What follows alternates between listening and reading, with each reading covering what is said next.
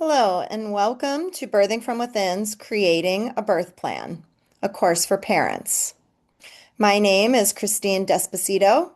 I am a birth and postpartum doula, childbirth educator, and the director of programs at Birthing from Within, and have over 20 years in the birth field.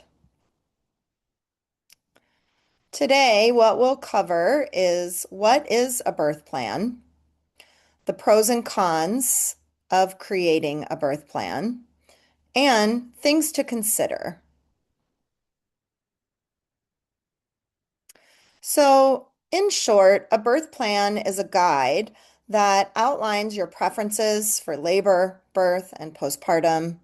And primarily, it can help give your care team a better understanding of what is most important to you. There are a variety of different kinds of birth plans. A simple search online will give you a handful of different kinds of birth plan templates that you could use.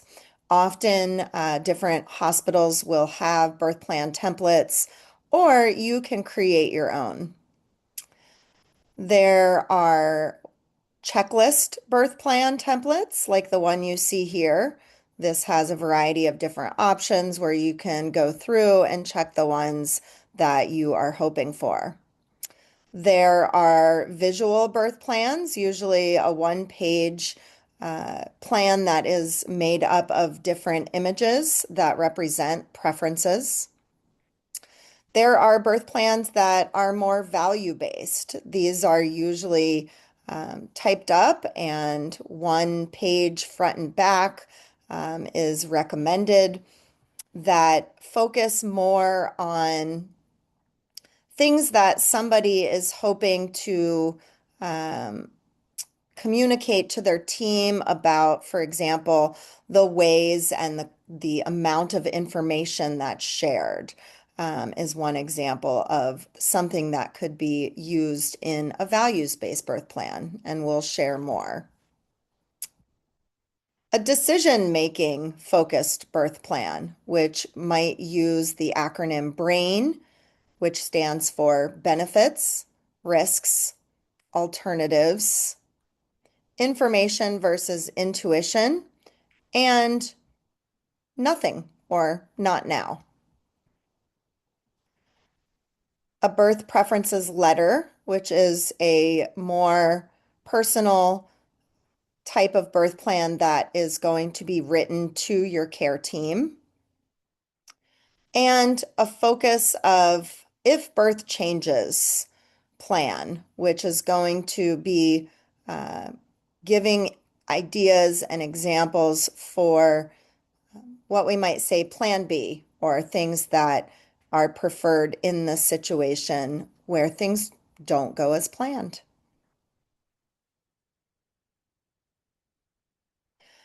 Common things to include in a birth plan is the labor environment.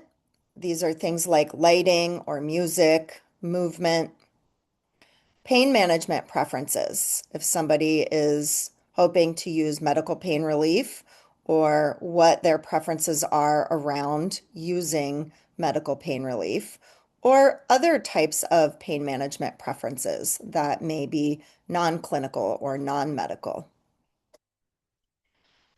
Information around preferences for monitoring and interventions in birth, pushing positions, delayed cord clamping, skin-to-skin contact, and newborn procedures. And you can see on this slide an example of an image-based birth plan that has a variety of pictures that are used to communicate the preferences. So, what are the benefits for creating a birth plan? This communication can clarify your values, your preferences, and priorities to your birth team. It also promotes education and informed decision making, As you are learning about the kinds of things to include on your birth plan, you also have to educate yourself around what the choices are, what kinds of decisions might come up in this experience. And so you are looking in and doing research as you're creating it. It also improves communication, not only between you and your care team, which may include a midwife, an obstetrician, nurses, perhaps an anesthesiologist, your doula, and anybody else that you may invite to your birth. But it also creates opportunities for communication with a partner if you are able to communicate preferences and get on the same page about what types of things are important to you and what kinds of decisions you would prefer to be made. And especially in a situation where if there was a reason you couldn't speak for yourself in these moments, it can be very important to have others that will know what your preferences are. A birth plan can help you identify what makes you feel safe and respected and supported as you begin to think further about what your choices and preferences are. These are things that likely you will begin to consider and have more conversations about. It can prepare you for multiple birth paths in a situation where something doesn't go as expected or the choices that you were hoping for aren't possible. What would be the next best thing in these moments? And so this will allow you to tap into flexibility and resilience and resourcefulness. And lastly, it encourages shared decision making and active participation. You are an active participant in this process, and although you will be working with people that also have a lot of knowledge and information about birth and about this process, ultimately there's many decisions that will be left up to you to make. So, what are the potential pitfalls of creating a birth plan? One of the things I like to speak to is just the name birth plan. This often creates the idea that we can plan every detail about this experience. And that's just not true. There are many unknowns and many things that you may not be able to anticipate about this process. So, one of the ways that we reframe that is even just calling this birth preferences or birth intentions instead of a birth plan. A birth plan may create unrealistic expectations. And again, this can be even just the expectation that you can control every single detail and that you can choose every possibility of how the event might unfold. It can encourage focusing on controlling outcomes instead of building a mindset of flexibility and resourcefulness, tuning into all of the different possibilities that may be available in each moment to cope and move through as best as you can. Some preferences may not even be possible, and this will be dependent on your particular health condition, the health of your baby, and the policies and procedures at your birth location. Sometimes a birth plan can become overly detailed, which may make it difficult to use. An example of this is a birth plan that is many pages and has a lot of information. If you think about your care team, and especially in a hospital setting, there will likely be shift changes and many different people that you're interacting with. And so it's useful if your birth plan can be read easily and understood easily by the different people that you'll be interacting with. Creating a birth plan may unintentionally overlook the inner preparation, things like coping and flexibility and doing what's needed in the moment, right? Often the focus in a birth plan is external, and there are many different factors to consider about inner preparation and the inner landscape of birth that can be overlooked in the focus of a birth plan. Parents may interpret unexpected changes as personal failure. They may think that if this does not unfold according to the plan, that they must have done something wrong, or their body may have not worked correctly. Maybe they weren't strong enough or didn't have what it took to get through the experience of labor as they anticipated. But it's important to remember, again, the unknowns in this experience. There are many things that cannot be anticipated and that we just can't know what the outcome might be. So, a birth plan that focuses on flexibility while also naming preferences is likely going to be the most effective birth plan.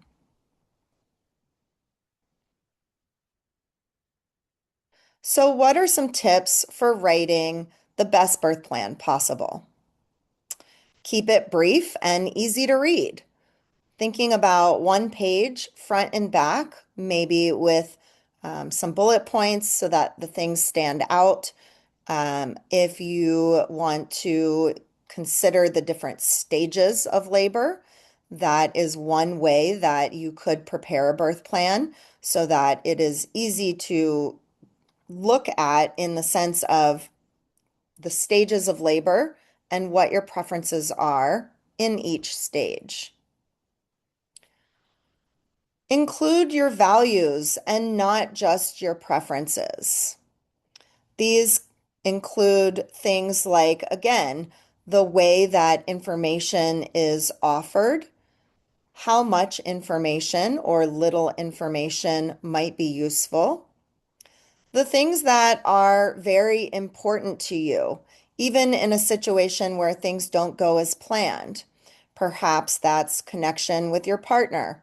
Perhaps it is the ability to maintain movement or to be an active participant in the decision-making process. Use positive and collaborative language.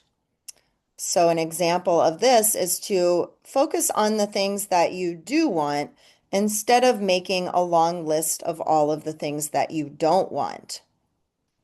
One of the ways that you can do this is also to look into what is standard of care at the birth location that you're choosing so that you can know if some of your preferences are already standard and will be part of the experience. Include and prepare for more than one birth path.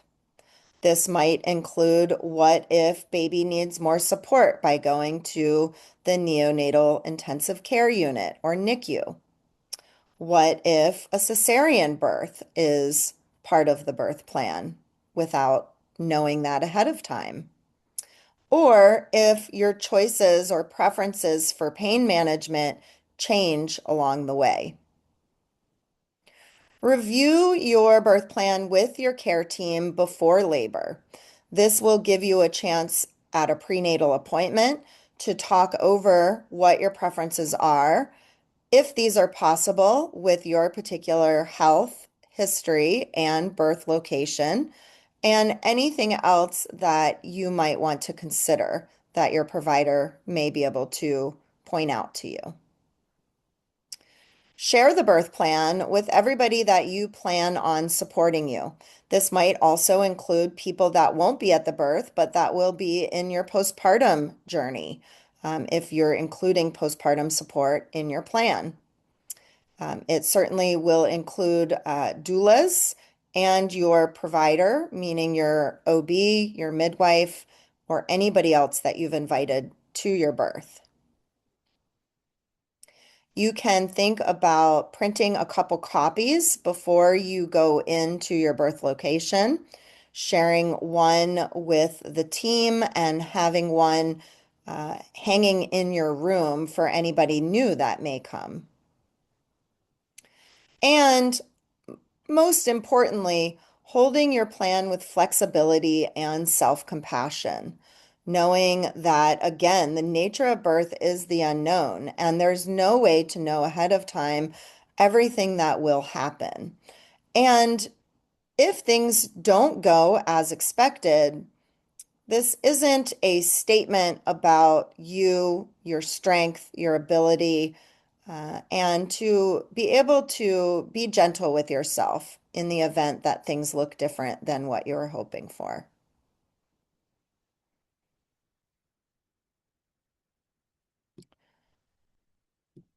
So, thinking about what we call personal knowing, the knowing that you have about yourself, about the way that you move through things, about the things that you like or dislike, or what works best for you in situations of intensity or for coping. These are things that you know about yourself regarding any pre-existing medical issues or conditions, things like allergies, or medications that may or may not work for you, or anything specific about yourself. So this could include if you have anxiety and the way that you know you work through it best. Maybe there's certain things that people might do or say that you know will be very effective, or other things that aren't. It might have to do with parts of your body that feel good to be touched, or parts that you don't want touched. Who you expect to attend your labor. What are their names and the roles? That will help your birth team and your birth location be familiar with who to expect, who might show up in the space. Any preferences around the way that you want to be supported, and coping. How do you normally move through intensity? Are there things that help you to relax or feel less stress? This includes physical support and emotional support, as well as pain coping. And then the environment. Do you have preferences around lighting, around using music or sound, around having a calm, quiet environment, or perhaps having a handful of people in the room? These are all things to consider that will help the team support you better.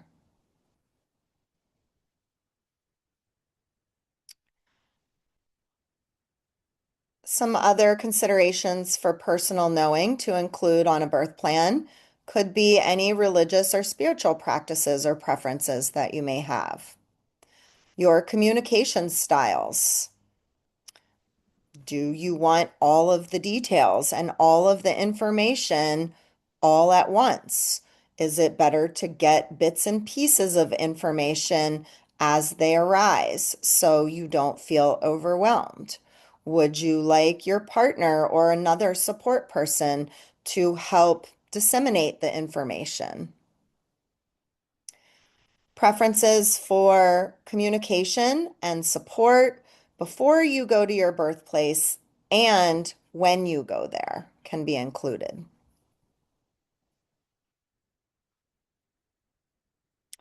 Some of the logistics to consider, what we call modern knowing. This has to do with perhaps the medical support and availability of medical interventions or pain relief, but also birth physiology. So, again, thinking about the different stages of labor and your preferences at each stage. This includes the labor environment, your mobility, any preferences around monitoring of the baby or your contractions. And again, keeping in mind that there are some things about your health history that may determine what's available or possible. So this should be a conversation with your birth team. Second stage preferences, which is the pushing phase, pushing and birth. Are there particular positions or movement that you would like made available to you? And different methods, including coached pushing or self-led or self-directed pushing. Third stage preferences, which is the delivery of the placenta, and the immediate postpartum phase could include the delay of cord clamping or what's called active management of the third stage. So these are things to look into more. If you're not familiar what that is, they will be choices that you will make in this experience.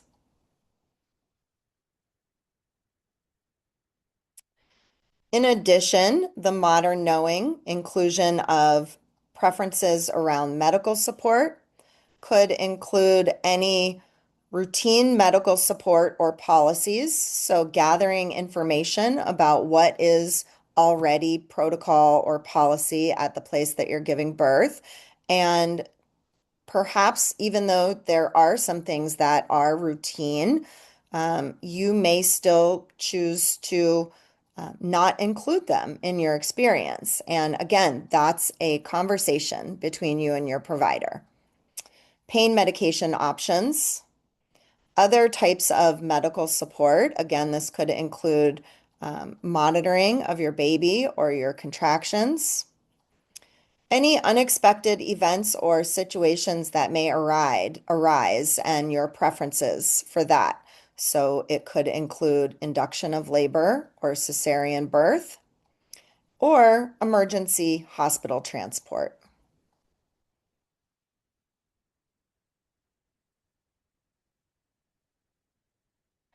And then after your baby's born, thinking about your preferences around newborn care and procedures.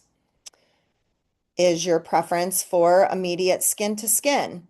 And what might your team do to help support that, even in a situation where there's a cesarean birth or other medical interventions? This still can be possible in many cases.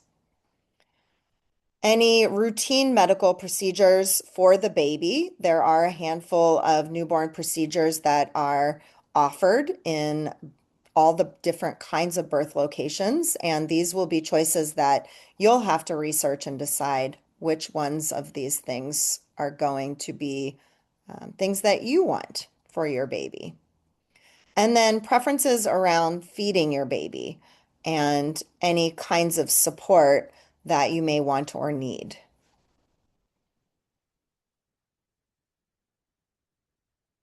So, what else? There were many different things to consider in this presentation, and there may be some additional things that you're thinking about that weren't included.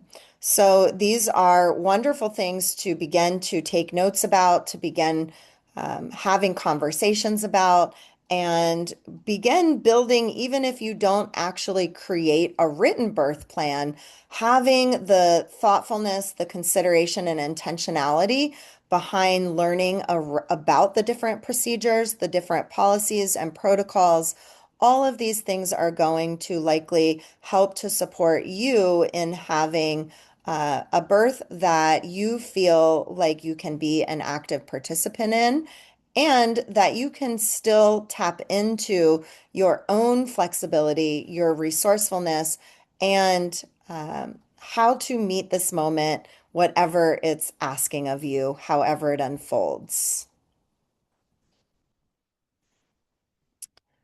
I want to remind you before we end this class today that Birthing from Within does have a parent membership. This is an opportunity to have continued connection and community with parents that are walking alongside you in this journey. You are not alone. We have a lot of different resources available as part of the parent membership, including monthly continuing education calls, a library of pre-recorded calls and classes like this one, and 20% off all additional classes. We have an online community, including a chat group and a resource hub that offers things like downloads and handouts and discounts on community partners for different services and products that will likely be useful to you in your parenting journey. So we do hope that you continue joining Birthing from Within as part of the preparation that you're doing to give birth and beyond in your parenting journey. Thank you so much for joining us today for the birth plan course, and we hope to see you again soon.